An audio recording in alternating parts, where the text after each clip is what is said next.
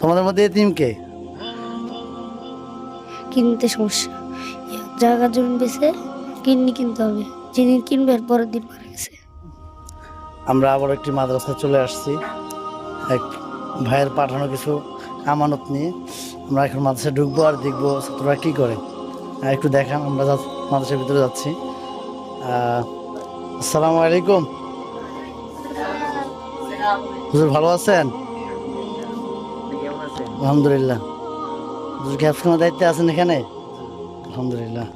আপনারা কেমন আছেন? মাশাআল্লাহ, অনেকগুলো, আলহামদুলিল্লাহ, অনেকগুলো কোরআনের পাখি আপনারা দেখতে পাচ্ছেন। আসলে পূর্ব ঘোষিত কোনো কর্মসূচি ছিল না, হঠাৎ করে ঢুকলাম। হুজুর হয়তো কোনো নসিহা করতেছিলেন ওনাদেরকে। হুজুর, আপনার এখানে কি কোনো এতিম বাচ্চা আছে? জি আছে। তোমাদের মধ্যে এতিম কে? একটু দাঁড়াও তো আব্বু, তুমি একটু দাঁড়াও। দেখেন, আসলে তোমার কি নেই? বাবা নেই। আম্মু আছে? জি। মাশাআল্লাহ। দেখেন, এই বয়সে সে তার বাবাকে হারিয়ে ফেলছে। আসলে কথা আছে, যার বাবা নেই তার অর্ধেক পৃথিবী নেই। আমরা এখন তার মুখে শুনবো যে তার বাবাকে সে কীভাবে হারাইছে, এবং সামান্য কিছু উপহার আমি তার জন্য নিয়ে আসছি, আমি তাকে এটা দিব। আপনারা অনেকেই আমাদের কাছে বিভিন্ন জিনিস পাঠিয়ে থাকেন আমানত স্বরূপ, আমরা সেটাকে পৌঁছে দেই, এই জন্য মূলত আসা। তো আমরা প্রথমে শুনবো তার মুখ থেকে তার আব্বাকে হারানোর কাহিনীটা। বাবা, তুমি একটু বলো তো তোমার আব্বু কিভাবে দুনিয়া থেকে বিদায় নিয়েছে, একটু আমাদেরকে শোনো। একদিন আমরা দেশে গেছি, আমার আম্মু যায়নি, আমরা গেছি, আমি, আমার বোন, আমার আব্বু। আর যেদিন আসছি এই দিন সবার জ্বর ছিল, কারণ আমাদের গেছে গা, তারপর আমার আব্বুর জ্বর ছিল। আব্বুর ডাক্তার কাছে নিয়ে গেছে কয়েকদিন, তারপর কিডনিতে সমস্যা না? জি 2-3 দিন থাকছে, পরে আবার আনছে বাসায়। পরে কিডনিতে ব্যথা ওঠার কারণে নিজের জিভে কামড় দিয়েছে, এই রক্ত বেরিয়েছে, পরে আবার ঢাকায় দিয়েছে,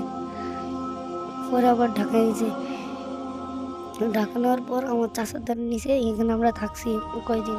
হয়েছে কি, দর্শক, মানে আমি কি বলবো, আমি আমার ভাষা হারিয়ে ফেলছি। যে বাচ্চাটি তার বাবার মৃত্যুর বর্ণনা দিতে গিয়ে সে অঝরে কান্না করে ফেলছে, তার চোখে পানি চলে আসছে। দেখেন, আসলে মানে আমার মানে আর কিছু বলার নাই। আচ্ছা, তো তোমার জন্য এই সামান্য হাদিয়া আমাদের পক্ষ থেকে গ্রহণ করবা। এই তো আসলে এরকম অনেক মানুষই আছে যার বাবা নাই, সে বলতে পারে যে বাবা কাকে বলে। যার মা নাই, সে বলতে পারে তার মা কি জিনিস। এই জন্য আমাদের উচিত, যাদের পিতামাতা জীবিত আছে, বাবা মাকে মূল্যায়ন করা এবং বাবা মার মূল্য বুঝিয়ে তাদের কদর করা। এই বাচ্চাটার জন্য আপনারা দোয়া করবেন। তুমি এখন কি পড়তেছো মাদ্রাসায়? হেফজ। এই মাদ্রাসার বড় জনের নাম কি? হাফিজ মোহাম্মদ আলামিন। হাফিজ মোহাম্মদ আলামিন সাদি। মাশাআল্লাহ, ছেলেটা হেফজ পড়তেছে। আপনারা দোয়া করবেন যাতে হাফিজ হতে পারে। এবং এরকম অসংখ্য ছেলে কিন্তু এখানে আছে, হয়তো আমি সময়ের অভাবে অনেকে জিজ্ঞাসা করতে পারতেছি না। মাদ্রাসায় আরও ছেলেরা আছে, এভাবেই আমাদের মাদ্রাসাতে অনেক ছাত্র এভাবে বাবা মাকে হারায়, এভাবে কারো বাবা নাই, কারো মা নাই। এই জন্য আপনারা দোয়া করবেন, আর এই ছেলেদেরকে আপনারা তাকাবেন, আপনাদের পক্ষ থেকে যতটুকু সামর্থ্য হয় আমি যদি এভাবে তাদের পাশে দাঁড়াই, হয়তো তারা তাদের কিছুটা হলেও বাবার অভাব পূরণ করতে পারবে, মায়ের অভাব পূরণ করতে পারবে। আপনারা সকলে দোয়া করবেন, আর ভিডিওটি ভালো লাগলে অবশ্যই শেয়ার করবেন এবং মাদ্রাসার জন্য দোয়া করবেন। আসসালামু আলাইকুম রহমতুল্লাহি ওয়া বারাকাতুহু।